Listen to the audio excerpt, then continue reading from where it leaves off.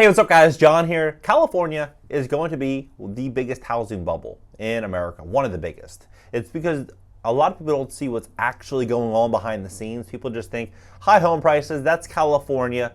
But people don't see all these new upgrades that are going to be coming, that are going to be smacking California property owners.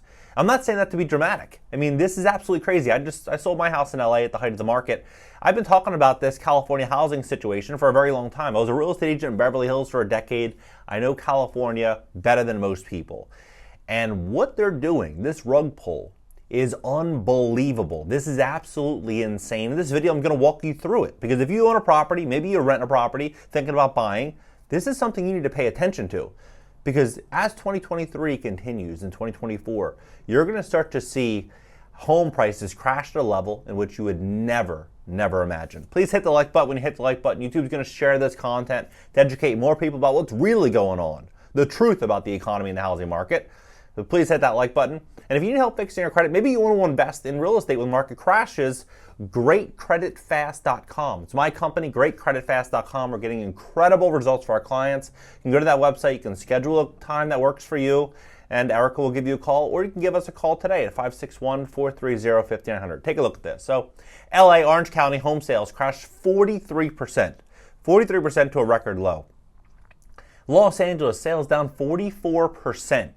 Orange County down 41%, Riverside down 43%, San Bernardino down 47%, San Diego down 37%, Ventura down 46%, SoCal down 43%. Now a lot of people, I've read the comments, people are saying, John, home prices are still very high in California. There's no crash. Look at the data. Look at the data, look at the new laws that are coming into place, look at all the changes that are going to be happening, look at the consumer, and you tell me that there's no crash coming. This is going to be huge.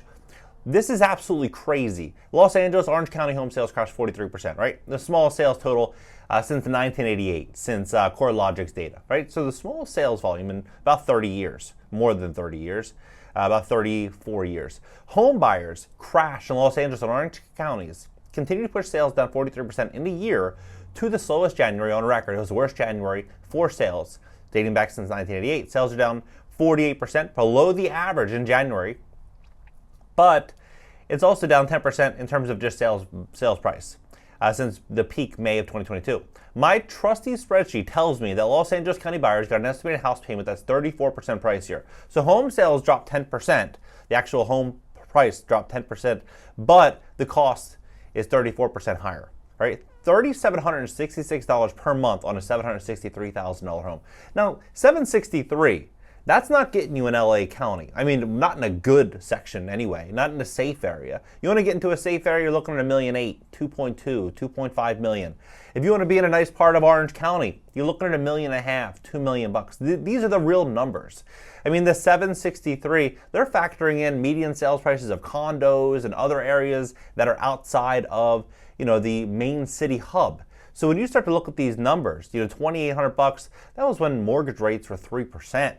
Now, $3,766, right? And that's assuming you got $152,000 on average for a down payment. But if people can't see that there's a war on property owners in the state of California, at least that's how it seems. I don't know what to tell you. Because here's the original article if you'd like to look at it on Orange County Register. But Berkeley eviction moratorium will be extended. So they're extending the eviction moratorium. Why? Right? Why are they extending the eviction moratorium? It started 3 years ago, but they're still extending it. To me, it's pretty obvious that they're not trying to help the property owner by any means. But this situation is pretty unique too because this Alameda County landlord owed thousands. And by thousands, I mean roughly $100,000 in back rent. So this person's owed roughly $100,000 in back rent, renting to this tech guy who works in Silicon Valley. And this Silicon Valley, we'll give him a shout out here because he's apparently making news here. His name is, let's see here. And what's crazy is this guy actually he went out and purchased another property. He went out and purchased another property, and he has no intentions of paying this landlord back. He went out and purchased another property, just keeping this property vacant. Let's see here. 100,000. While the eviction ban was designed to help renters facing hardship, this is the guy.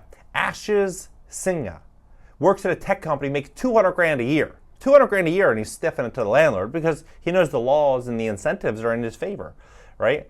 So he went out and he went and purchased a new property and not getting a penny, right? They're not doing anything except causing the landlord more heartache because now the landlord has to pay for an attorney. So not only do they lose 100 grand, but they have to hire an attorney. But this is fascinating here. Los Angeles County moves to require, this just came out as well. This came out, I believe it was 2 days ago. Los Angeles County moves to require earthquake retrofits for as the earthquake situation happened in Turkey, right? And so they're moving. Los Angeles County took the first step toward a mandatory earthquake retrofit in order for types of concrete buildings that collapse catastrophically, right? So they're going to start, at least they're moving in this direction according to LA Times. They're going to start to require these earthquake retrofits. But the question is, how much is an earthquake retrofit? Is it cheap? Well, according to this, it says in a separate study, the university determined that seismic retrofits are cost effective when projected annualized loss would be reduced by 50% or more at a cost no more than 10% of the replacement value of the building.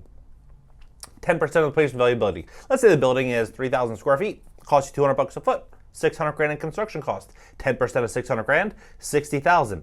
Well, people say, okay, well that's a lot, but my brother's uncle, sister's a contractor, I know all these people, I can get discounts here and there. Okay, let's say you can get a 50% off, $30,000, right? How are people going to be able to come up with this type of money, right? How are people going to be able to come up with this type of money when we look at what's going on here? This is another curveball that people aren't paying attention to, and it's so important and it's so huge. It's energy bills, utility bills. As I mentioned, I was a real estate agent in Beverly Hills for a decade. I have friends, some of the wealthiest neighborhoods in LA, and I have friends in some of the poorest neighborhoods in LA, and they're both complaining about these utility bills, like evenly. It's not like because they have more money, they're not complaining as much. No, they're complaining almost more, right? And now what they're saying is that these bills are going to be going up. Residents and businesses alike, and some gas companies, including SoCal Gas, are seeking to increase their rates, right? And this is all how it comes together. People just, they want to assume that this is not going to happen, but this is what's going to happen here. So heat pumps are an energy upgrade for homeowners that's becoming a climate and financial winner, right? How is things going to play, especially when used in connection with clean electricity sources like rooftop, community solar, heat pump, single electric appliance that can replace a homeowner's traditional air conditioner. How are people going to be able to do this? And you have somebody like Gavin Newsom who's really pulling this thing through. Governor Gavin Newsom in July, he's saying his goal is 3 million climate-ready and climate-friendly homes in the next 6.5 years, right? How are you going to do that unless you're really going to be putting people's feet in the fire and forcing them to do this? You're getting 3 million by 2030 and 7 million by 2035 and supplemented by 6 million heat pumps by 2030, right? This is what's going to happen. Property owners they were afraid of inflation. They said, you know what? I got 150 grand, 200 grand, 300 grand in the bank. I'm getting crushed with inflation. Let's borrow money at 3%. Let's buy this sick crib in this great neighborhood and I'll enjoy it. But then the market starts changing. The economy starts changing. The utility bill starts skyrocketing. Property taxes start going up. The economy starts just not being what it once was. And people are saying, maybe this is too much house for me. Maybe I overspent. Maybe I want to refinance. But how can you refinance if interest rates went from 3% to 7% and you bought at the top of the market? You can't, right? This is going to be the problem people are going to be looking at. As they start to get more and more insane with all these new policies, people are going to, I think, wish that they were a little more conservative during the bull market. But there's going to be a great opportunity for smart and savvy new investors to go out there and pick up deals once they understand everything that's going to be coming down the road, which is going to be these energy upgrades. It's going to be increased costs for these property owners. They're going to be able to factor it in. Looking at the current levels of the cost of debt to borrow debt, people are going to be factoring this in. And then let's say that they do a Fed pivot in 2024, 2025, maybe you're able to refinance from an 8% 30-year fixed to a 5%, to a 4%, right? It's all going to be it's all going to be very fascinating to witness this. And this is another thing against property owners. This mansion tax, people think, oh, that's only for rich millionaires.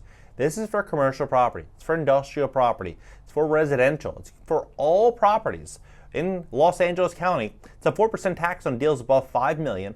And so where do these costs go? They go to the renter. If you're a multifamily property owner, if the property is in rent control, then you're going to have a harder time doing it.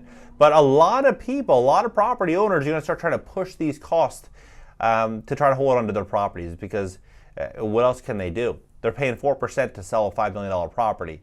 I mean, you do the math on that, you're looking at, another couple $100,000. So you sell a $5 million property, you got 5% agent costs, 4% these transfer taxes, plus you have these 4% transfer taxes, you have another 1.25% transfer tax, then you have an agent commission situation, and then you have escrow and closing. I mean, you might be 10%, 12% to sell a $5 million property, which might cost you $600,000 to sell a $5 million property. Absolutely insane. And it rises to 5.5% above 10 mil, right? So you're gonna have it over $1.2 million in cost to sell a $10 million property, right? But this is where things start to get really fascinating, because Goldman Sachs predicts 3 more Fed rate hikes, no cuts in 2023, right?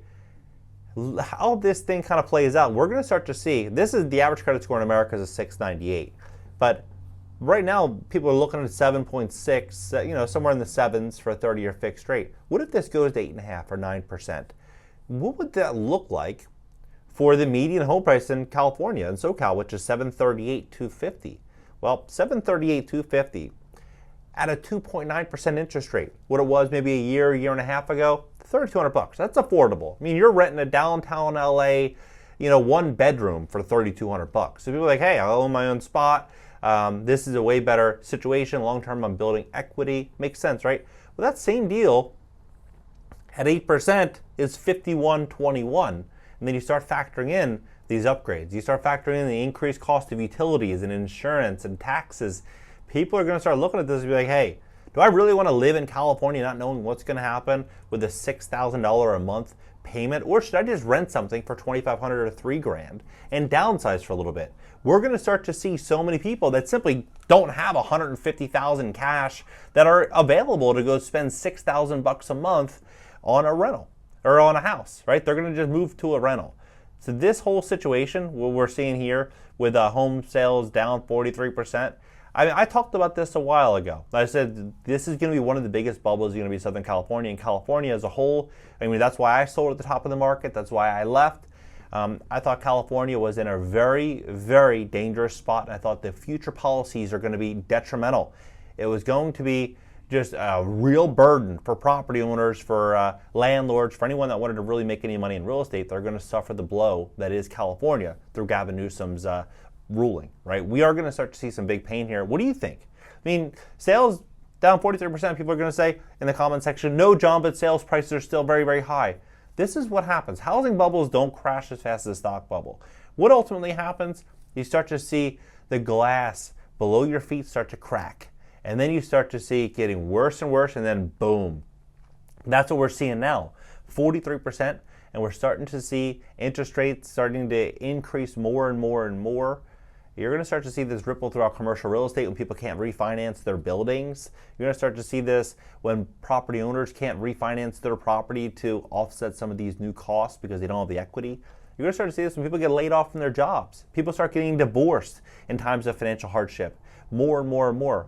You're going to start to see more motivated sellers. I think California is going to be an incredible opportunity for smart and savvy real estate investors in Q3, Q4, possibly this year. More likely 2024, you're going to start to see some real distress throughout California. What do you think? Drop it below, hit the like button, subscribe here, and subscribe to my second channel. If you know how fixing your credit, we'd love to help you at greatcreditfast.com. That's greatcreditfast.com, or give us a call at 561-430-5900. And short form content, you can click the links in the banner for LinkedIn, Twitter, Instagram. I'm a lot more active on Instagram as well, and TikTok. Catch you guys in the next video.